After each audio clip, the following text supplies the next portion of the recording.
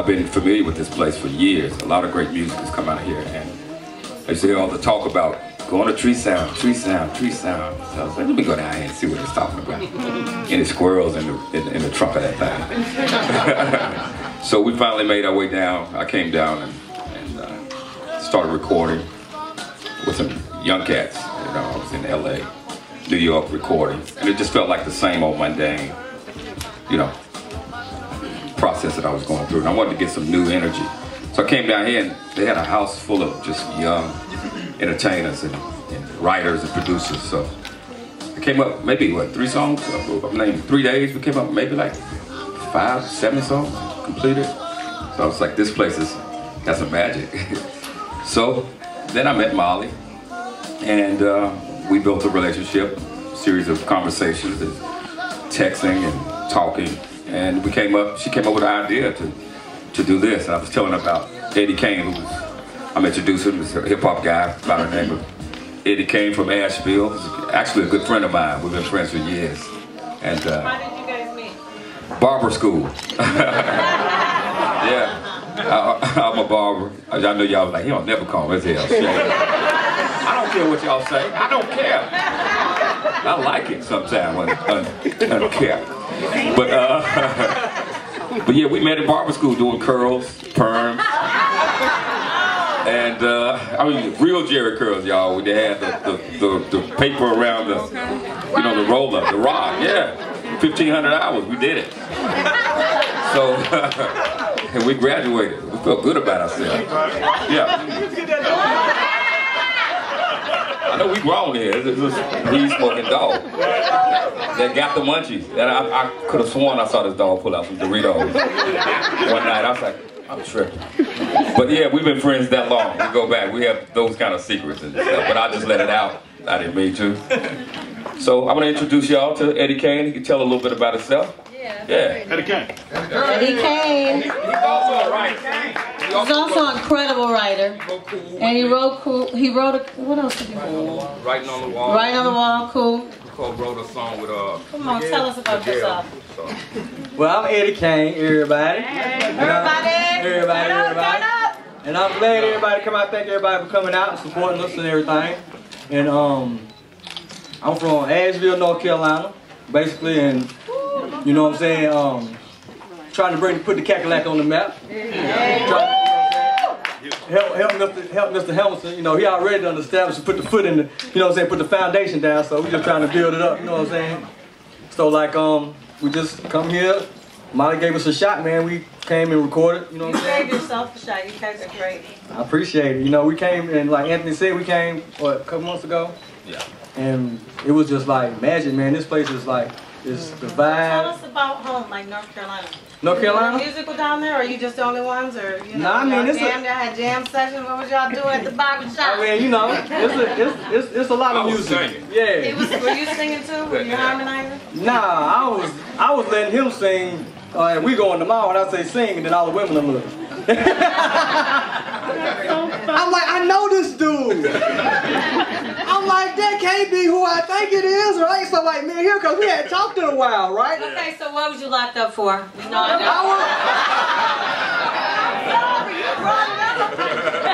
you ain't gotta tell. You tell one, I'll tell one.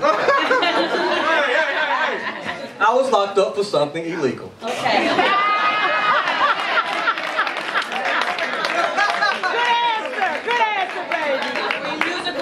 Were you musical in jail? I wrote about 700 songs in jail. Well, and then I'm gonna tell you the funny thing about it. Yeah. Because man, we hadn't talked for a while, right? Yeah.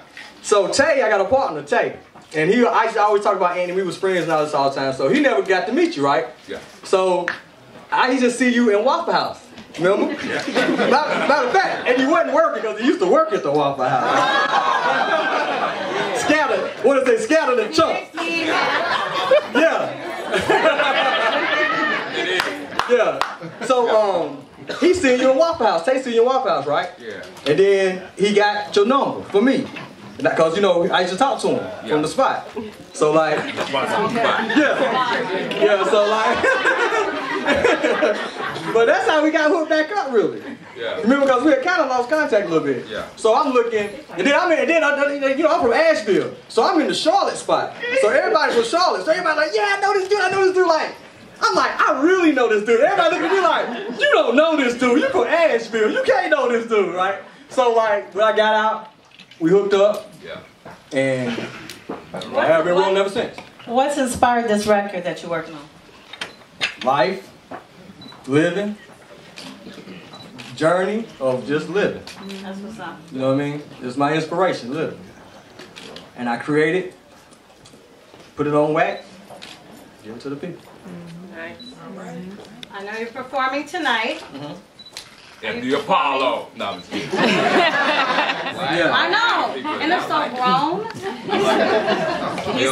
Wait, say that again. They didn't hear you. What? How you like the group? Yeah, I like the group. It's all colorful, black, white, everybody getting along. Ain't nobody ain't bugging, no thugs, no pistol smoke. I was at a club, this is getting off going somewhere. I was at a club in Charlotte. You know, because of him and my brother, Young Jesus was in town, so he wanted to meet him, get a chance, maybe we sit down, because he was an A&R now, so he's doing this business thing. I was moody, I was hungry and sleepy. I just wanted to go home, because you know, I got a lot of kids. And I take care of them, so I'm tired.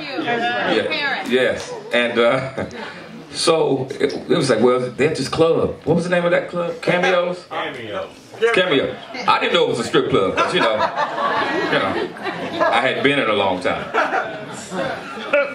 So we get to the spot. I was like, I'm already moody. We go in, I see a lot of people, but you don't really know. Look, I didn't know it was a strip club. Not only was it a strip club, but it was about 500 dancers and thugs.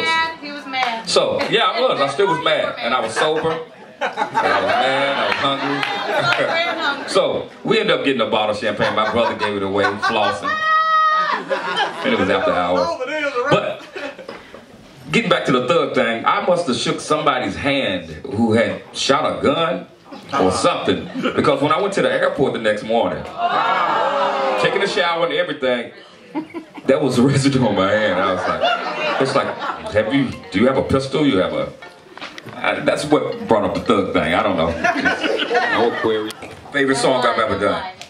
Coming from where I'm from is really dear to me because it's like, it's really raw. It's where I was. It's my whole life summed up. The grit, the beauty, the struggle, you know.